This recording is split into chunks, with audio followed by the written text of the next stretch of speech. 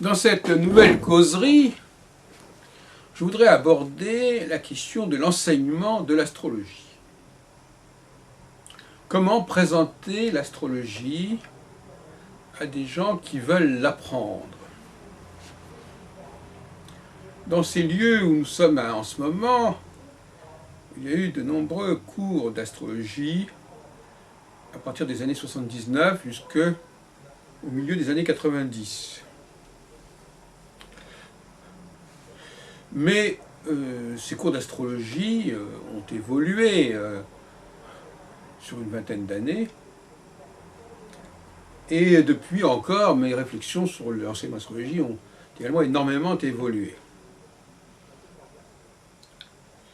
Alors j'ai récemment rencontré un astrologue argentin qui vit à Paris, et d'ailleurs dont on va joindre la vidéo avec la présente causerie.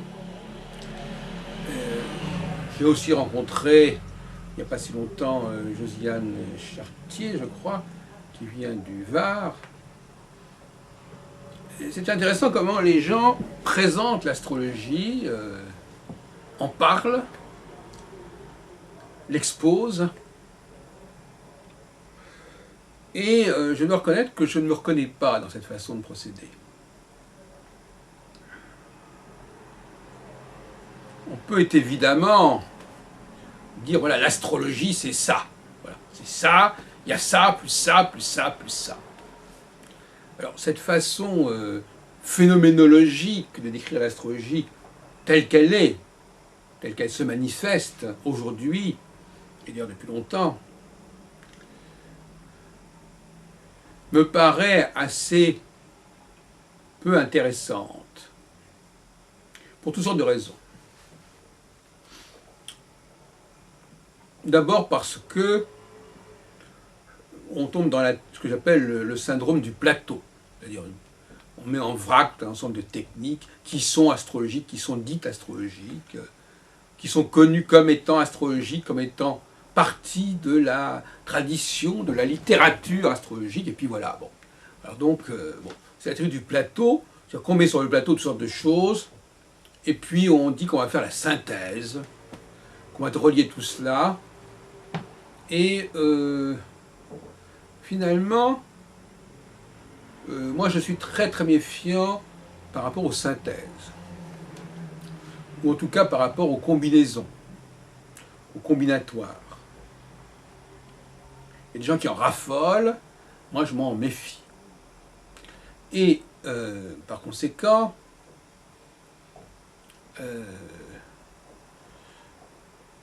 moi j'ai l'impression que l'astrologie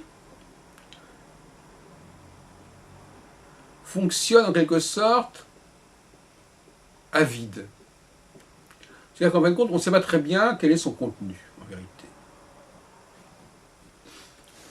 Parce que c'est toujours autre chose, les contextes sont toujours différents, les mélanges sont toujours autres, et finalement, c'est comme quelqu'un qui ne se montrerait jamais tel qu'il est, mais toujours habillé comme ceci, habillé comme cela, dans tel et tel cas, avec d'autres personnes qui vont parler aussi avec lui, à sa place, etc. On va dire quelqu'un qui fuirait la rencontre directe et qui, en fin de compte, mettrait toujours en avant autre chose que lui-même. Alors on le verrait à des tas d'endroits, mais chaque fois il serait comme une sorte de motif, plus ou moins vide, et qui serait agrémenté par des contextes extrêmement divers. Alors j'ai un peu l'impression comme ça que l'astrologie, une espèce de personnage assez falot, qui serait chaque fois sauvé par l'environnement, par ceux qui sont autour de lui, par ceux qui parlent à sa place, qui parlent pour lui, etc., etc. Alors pour revenir à notre question, une autre raison qui me fait prendre du recul par rapport à certaines pratiques de l'enseignement astrologique, c'est que d'ailleurs je prends aussi du recul bien évidemment par rapport à la pratique de l'astrologie, et dans l'exposé que de M. Vittorio Amati, là, de cet Argentin, vous verrez ces deux points,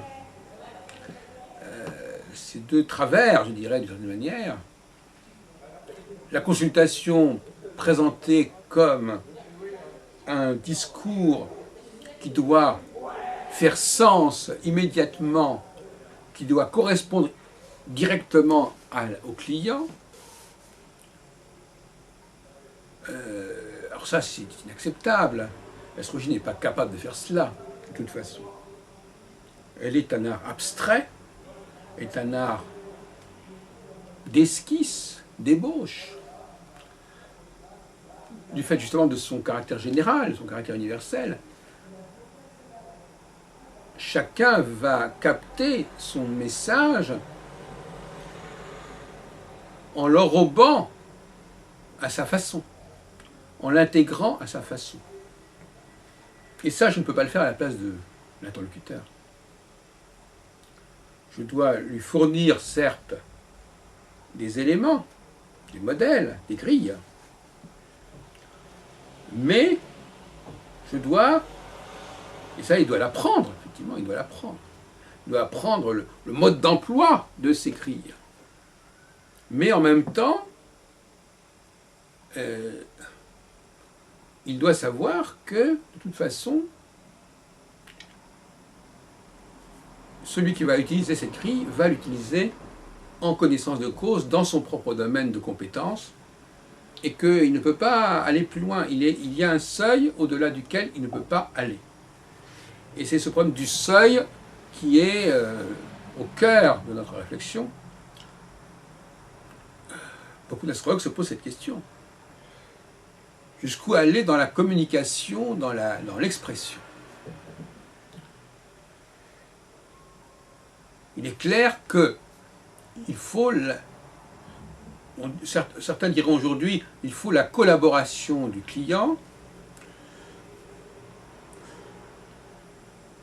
mais je dirais même plus, il faut que le client possède l'outil, en dispose, et qu'il l'intègre. Comme je le disais l'autre jour avec un autre de mes interlocuteurs, Philippe Mogard, qui est parti de l'astrologie védique, le client doit partir avec des outils. Et ça ne va pas se jouer pendant la consultation, ça c'est après. Il y a un service après-vente, enfin, si on peut parler comme ça, il y a quelque chose. Lorsque la consultation se termine, ce n'est que le commencement d'un processus, et non pas la fin de ce processus. La personne s'en va avec le modèle, avec l'outil, et c'est là qu'elle va commencer à l'utiliser, commencer à l'appliquer au cours des mois, au cours des années. Alors on revient sur ce fameux débat sur la longueur de la formation, la difficulté de la formation, le temps qu'il faut, etc. Moi je considère que c'est un faux débat, parce que d'abord, il y a beaucoup à élaguer en astrologie, et donc il n'est pas du tout question de savoir utiliser toutes ces machins, toutes ces techniques qui traînent dans les livres d'astrologie. Et donc, effectivement, il faut simplifier tout ça. Il faut simplifier, parce qu'aujourd'hui, nous sommes au XXIe siècle, dans un monde où les gens considèrent qu'un outil, ça s'apprend. On apprend à l'utiliser très rapidement.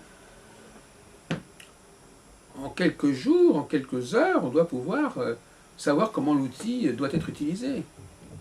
Et la consultation, si on doit garder ce terme de consultation, est plus une consultation, je dirais, d'ordre technique. C'est-à-dire que, voilà, comment se servir de l'outil, et éventuellement, si on n'y est pas arrivé, revenir pour reprendre un peu une formation dans ce domaine-là. Mais il ne s'agit pas de faire le travail du client à sa place. Il faut lui donner un outil, et c'est lui qui va faire le travail avec cet outil. Alors maintenant, bien entendu, la question est de savoir quel est ce contenu-là, justement. Faut-il apprendre la signification des 12 signes? Faut-il apprendre la signification des maisons? Ça me rappelle récemment donc la dernière conférence de Jackie Alaïs, que nous avons également filmée ces derniers jours de septembre. Voilà, faut-il apprendre toute la liste des planètes, des archétypes, des signes, des maisons, etc. Moi, je ne le pense pas. Et surtout, ce que je ne pense pas, c'est que malheureusement, on ne maîtrise pas ces connaissances-là. On peut plaquer éventuellement un commentaire sur ces éléments-là, mais on ne comprend pas véritablement le signifiant. On ne comprend pas la signification de ces termes. On peut leur donner des interprétations, on peut les intégrer dans un système, mais finalement, le contenu intrinsèque de ces séries échappe à la plupart des enseignants et des praticiens de l'astrologie. Et c'est la raison, c'est parce qu'en fin de compte, ce sont des savoirs qui sont extrêmement corrompus, incomplets, interpolés, et donc finalement qui ne font sens que dans leur plaque du sens, mais pas par eux-mêmes. Alors, je crois qu'il faut axer toute l'astrologie sur la notion de cyclicité. Donc tout ce qui est astropsychologique, permettant d'étudier la personnalité, me paraît devoir être abandonné.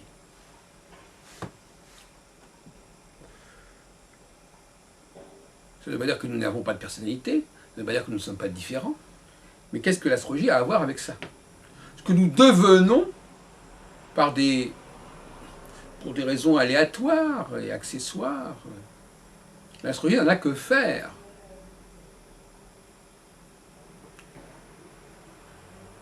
La grande question, c'est sommes-nous un homme ou une femme? Et la grande question, c'est aussi à quelle période sommes-nous? Car une astropsychologie statique, comme celle que propose plus ou moins M. Amati, c'est-à-dire qu'on aurait un thème astral qui nous accompagnerait toute notre vie, c'est un peu bizarre, parce que premièrement, il y a des tas de choses que nous devenons et qui ne sont pas nécessairement nécessaires, ni même prévisibles. On ne va pas justifier tout ce que nous devenons. Parce que ce que nous devenons, c'est souvent des petites choses de rien du tout. Ce sont des petites manies, des petites manières. Et puis aussi,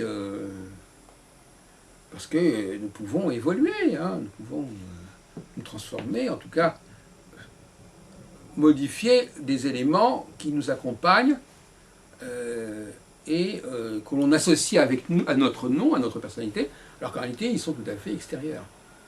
Donc là, nous n'avons absolument pas à valider tout ce que nous devenons, ni même d'ailleurs tout ce dont nous nous souvenons, je dirais d'une certaine manière. Alors, à partir de ce moment-là, l'astrologie n'est plus sans... Bon, elle se met à la disposition, bien entendu, par son outil de toutes les personnes. Chaque personne, dans sa personnalité propre, peut, bien évidemment, se servir de l'astrologie.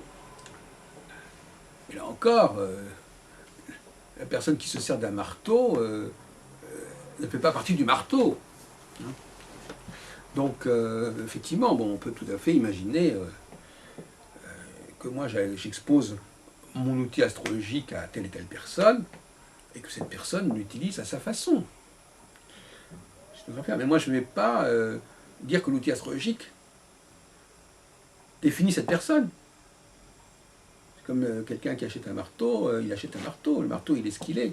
Maintenant, il l'utilise à sa façon, mais le marteau ne comprend pas la façon dont on va l'utiliser. Il ne comprend pas ce futur de l'utilisation de lui-même. Un outil ne comporte pas la connaissance de ce qu'on va en faire. Et parce qu'en fin de compte, quelque part, c'est bien ça dont il s'agit. Nous naissons avec cet outil. Alors que nous sachions nous en servir ou pas, c'est notre part, mais nous naissons avec cet outil, il nous accompagne, ce sont les cycles de notre vie, ce que nous en faisons, ce qui nous arrive, Ce n'est pas l'outil lui-même, c'est le contexte, c'est l'environnement de l'outil. On peut prendre le même outil, on peut mettre dans 100 environnements différents, ce sera toujours le même outil, mais évidemment, il aura une autre apparence. Et certaines personnes sont incapables de décontextualiser les choses. C'est-à-dire qu'elles sont incapables de constater que c'est le même outil au travers d'une série considérable d'avatars ou de manifestations. Il faut être capable de suivre le processus au travers de contextes successifs, sans le perdre de vue, mais sans, pour autant, lui associer de façon définitive ces différents contextes. Imaginons que quelqu'un aille d'un endroit à l'autre, aille voir des films successivement, il est extérieur à ces endroits-là, il est extérieur à ces cinémas-là. Hein? Il est même extérieur à cette musique-là. Même si, à un moment donné, il est marqué par ces choses-là, il est influencé, il est imprégné, mais ça ne fait pas partie de lui-même. En tout cas, dans un processus temporel, le temps permettant justement de relativiser ces contextes. Quand on a une mentalité plutôt spatiale, ces contextes deviennent extrêmement prégnants, ça c'est clair. Donc pour revenir à la stratégie de l'enseignement astrologique, je suis pour que la consultation soit également le lieu d'enseignement, en fin de compte. Je ne pense pas qu'il faille séparer les deux, ce qui permet à la fois à la consultation de rester théorique, ce qui est souhaitable, et à l'enseignement de rester pratique, ce qui est également souhaitable. Le même séminaire d'astro double carré, que nous vous invitons à participer quand il sera annoncé. Le même séminaire, doit réunir tous ceux qui veulent simplement prendre connaissance de cet outil, savoir comment il fonctionne, savoir comment on s'en sert. Voilà. L'outil n'est pas censé, c'est complètement puéril de croire que l'outil va nous parler de nous-mêmes. Ça n'existe pas, un outil qui nous parle de nous-mêmes, par lui-même, en tant qu'outil. Que le maniement de l'outil nous apprenne des choses sur nous-mêmes, c'est une autre affaire. Que l'outil nous permette de nous regarder autrement, c'est une autre affaire. Mais c'est comme de croire qu'un miroir, c'est un miroir, voilà. Le miroir ne nous apprend rien sur nous-mêmes. En tout cas, il ne va pas nous dire des choses sur nous. Nous allons nous en servir. On sait très bien qu'il y a beaucoup d'astrologues qui surinvestissent l'astrologie et qui pensent que l'astrologie nous dit ce qui se passe, ce qu'il en est. C'est un petit peu des gens qui recherchent des lunettes, parce qu'ils ne voient pas. Autre affaire.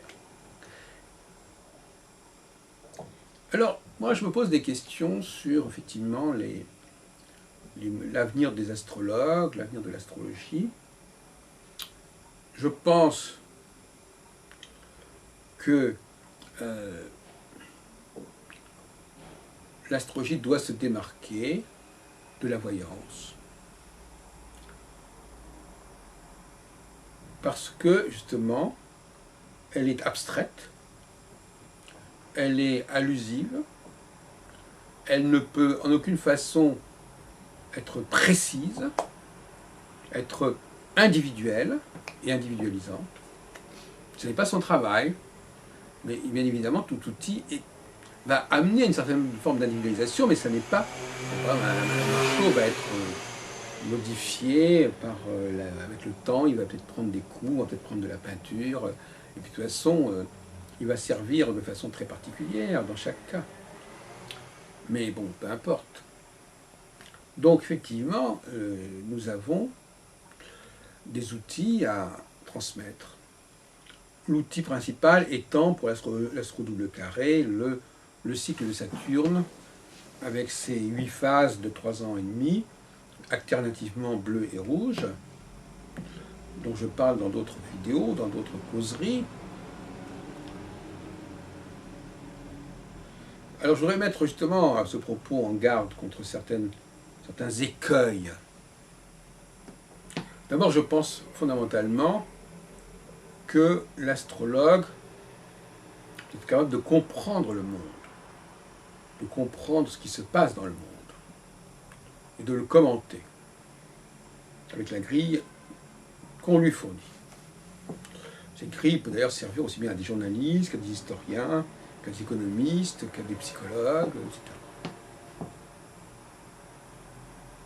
Mais l'astrologue doit faire très attention à ne pas entériner l'apparence des choses.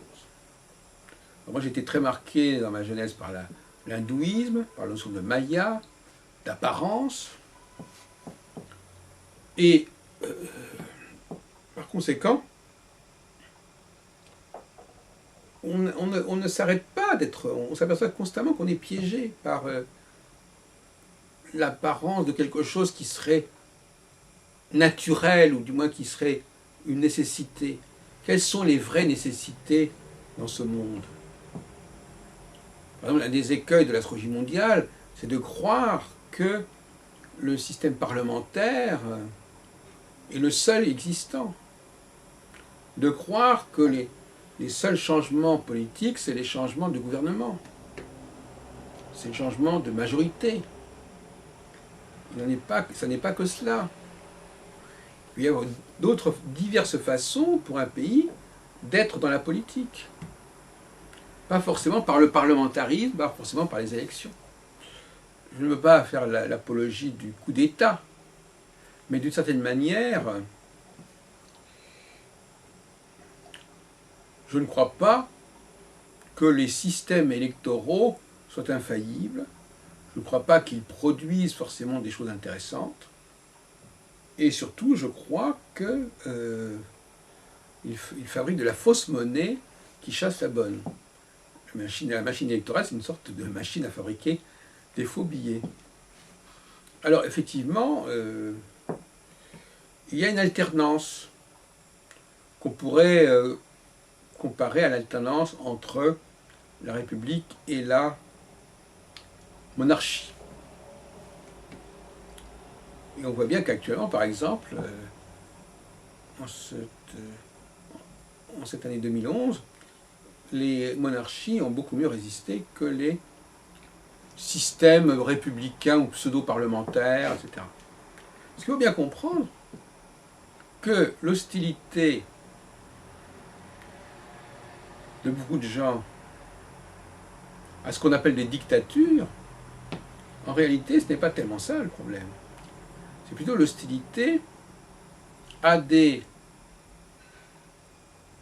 systèmes qui ne fonctionnent pas. C'est la remise en question des systèmes. Les modes des élections qui ne donnent pas des résultats intéressants. Soit parce qu'ils sont faussés, truqués, surtout quand il y a un seul parti, ou quand tout simplement ils sont aléatoires. Même aux États-Unis, il y a eu parfois des élections qui ont tenu à un fil, à quelques voix, à quelques dépouillements d'urnes, plus ou moins contestés. Bon, on peut ne pas être enthousiaste par rapport à ce mode de fonctionnement. Le problème, c'est que l'autre solution, on ne sait pas très bien comment ça fonctionne. Comment quelqu'un pourrait-il arriver au pouvoir sans passer nécessairement par le mode d'élection et la vox populi, etc. C'est là une grande question. Donc aujourd'hui, et ça, c'est, à mon avis, c'est un peu une question d'un aveugle. Ça me rappelle la formule de Jérémie dans la Bible, les prophètes. Ils voient, ils ont des yeux, ils ne voient pas, ils ont des oreilles, ils n'entendent pas. Est-ce que dans le domaine scientifique, dans le domaine artistique, est-ce que l'on va voter pour savoir qui doit avoir le prix Nobel? Est-ce qu'on va faire voter n'importe qui pour savoir des choses pareilles? C'est une plaisanterie. Il y a les gens qui sont normalement constitués doivent être capables de se mettre d'accord sur la qualité évidente d'une œuvre, d'une pensée, d'une réflexion, d'une personne. Et c'est précisément parce qu'ils n'y arrivent pas qu'ils en sont réduits à utiliser ce genre de stratagème qui passe par les urnes, par la quantité de votes, et qui souvent d'ailleurs est une sorte de boîte à Pandore dont on ne sait jamais exactement ce que ça va donner. Par contre, le système le système où les combinaisons pouvaient se faire était plus intéressant que le système qui fait gagner un parti sur un autre. Ben, on pourrait discuter là-dessus.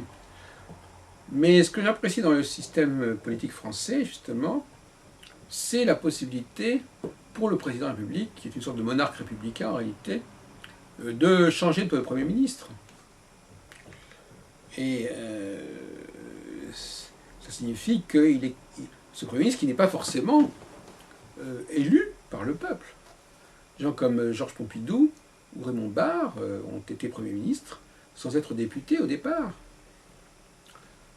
Et donc, effectivement, là, il y a une nécessité de coopter, de choisir les meilleurs éléments en dehors des considérations électorales.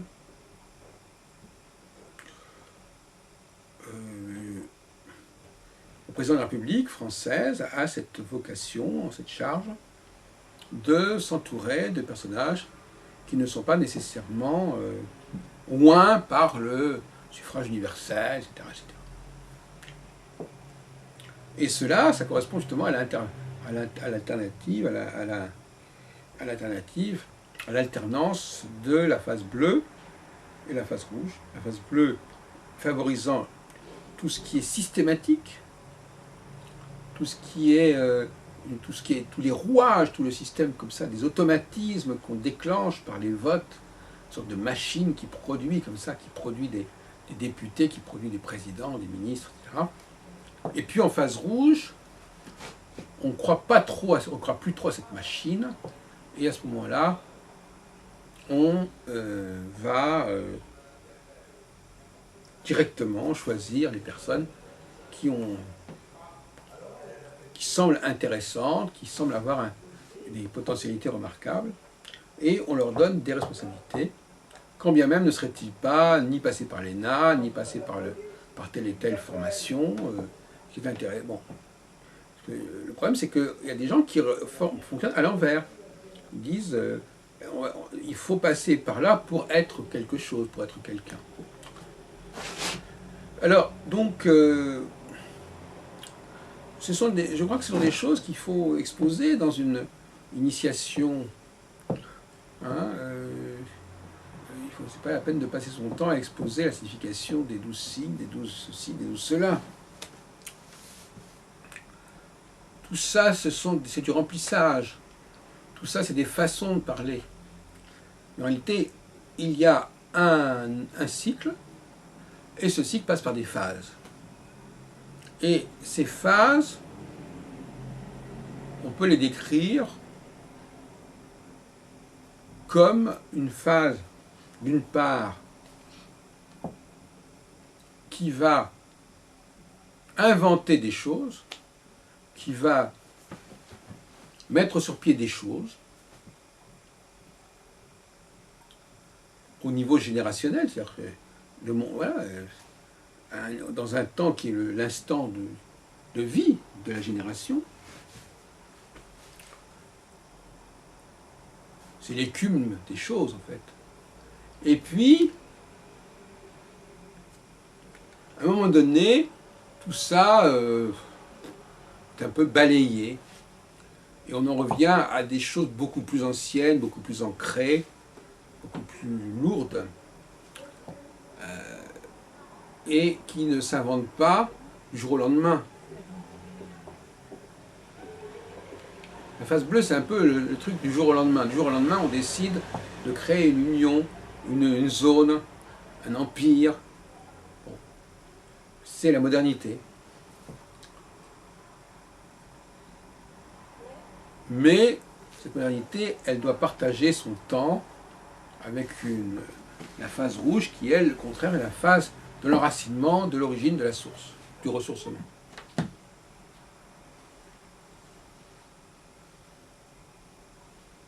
Cela dit, à mon avis, il faut que l'astrologie ne nous parle pas que de l'astrologie, ou plus exactement qu'elle nous parle de certaines dualités qui sont au cœur de son système. J'ai nommé les genres, les deux genres, masculin et féminin, que je préfère homosexe, qui polarisent trop sur la différence sexuelle, qui n'est pas, à mon avis, du tout déterminante. Enfin, j'en ai parlé où j'ai écrit sur ce sujet. Donc, effectivement, la phase bleue, nous dirons qu'elle est plutôt favorable à tout ce qui est mécanique, tout ce qui est systématique. Et chez la femme, il y a cette dimension, je crois, que j'appelle une dimension spatiale. C'est-à-dire qu'une dimension spatiale, c'est une dimension qui est celle de la modernité. À un moment X, voilà, à un instant X, on est dans la modernité. Et on va combiner tout ce qui est dans cet instant, tout ce qui traîne à gauche et à droite, tout cet environnement. D'où d'ailleurs l'importance de l'écologie, une sorte de science de l'environnement, avec tout ce que ça peut avoir de spatial, justement, et par certains côtés, de peu scientifique. Parce que l'environnement relève d'une forme de scientificité, au fond, assez aléatoire. Comme j'en ai parlé tout à l'heure, c'est le contexte. Et le contexte fait souvent oublier le texte, fait oublier le cœur du sujet. Et certaines personnes s'en trouvent très bien.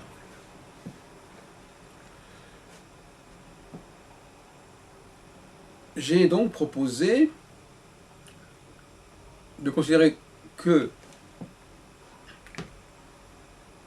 la femme a d'abord un rapport spatial à son corps, à son territoire, et l'homme a un rapport temporel à sa vie, à sa carrière, à un processus, à une progression. Et ça, c'est très important, parce que, et j'ai parlé dans un texte d'une psychanalyse, une psychanalyse du temps, en opposition à une psychanalyse de l'espace. Pour moi, la psychanalyse, jusqu'à présent, a été surtout une psychanalyse de l'espace. Par exemple, quand quelqu'un qui se plaint qu'on l'a touché, qu'on l'a violé, qui s'intéresse à son corps, à son territoire, eh bien, il est dans l'espace.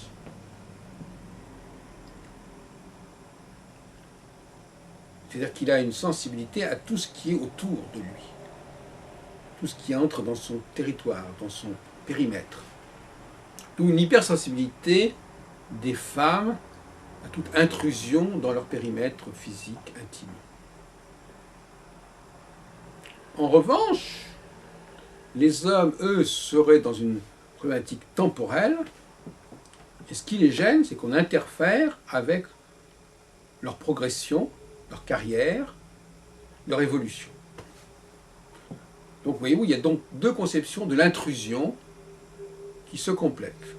Mais on a beaucoup trop parlé de l'intrusion spatiale et des traumatismes liés à cette intrusion spatiale, et on n'a pas assez parlé de l'intrusion temporelle, des traumatismes qui sont liés à des interférences et interventions d'ordre temporel, par exemple anticipation, précipitation, faire les choses trop vite, prématurément, sauter les étapes, etc. etc.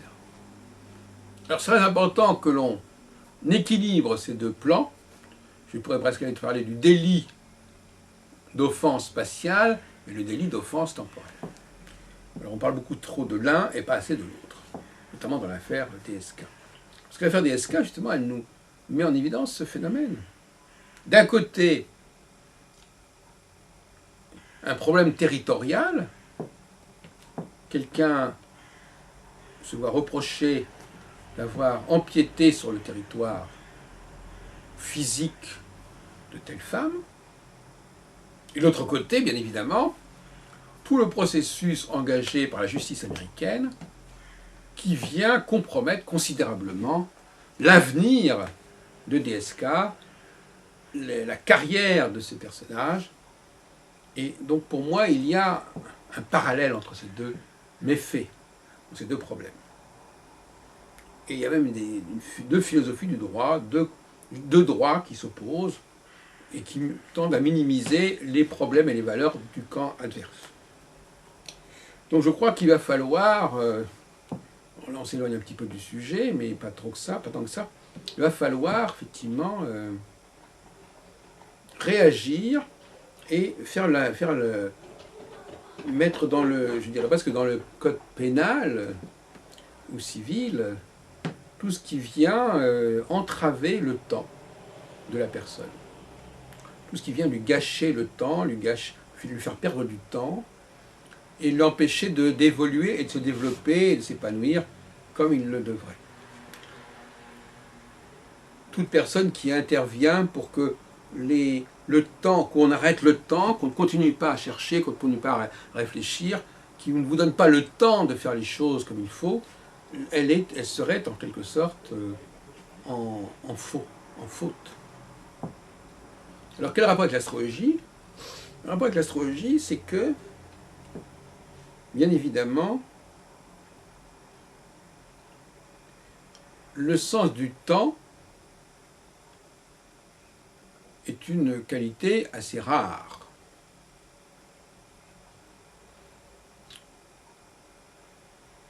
Elle est certainement née dans une humanité qui avait le temps. C'est-à-dire qui vivait dans des conditions relativement favorables, il y a des milliers d'années. Et en revanche, les gens qui sont dans l'espace correspondaient à une population en esclavage, en tout cas contrainte, dans la pénurie, n'ayant pas beaucoup de temps, justement, mais qui, au contraire, pouvaient éventuellement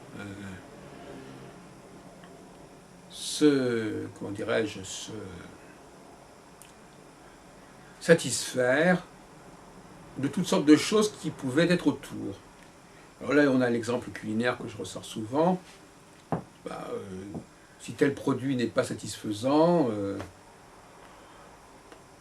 on le prend comme il est, mais on l'accommode avec d'autres produits qu'on a sous la main. Donc on ne va pas approfondir le produit en lui-même, on ne va pas aller au-delà, on ne va pas le faire évoluer, on ne va pas le faire chauffer, on ne va pas le faire transmuter, on va rajouter d'autres choses qui n'ont rien à voir pour en faire un plat qui va se cristalliser, qui va donner les fameux plats que sont la choucroute, le cassoulet, le couscous, etc., etc. Effectivement, c'est une autre démarche. Et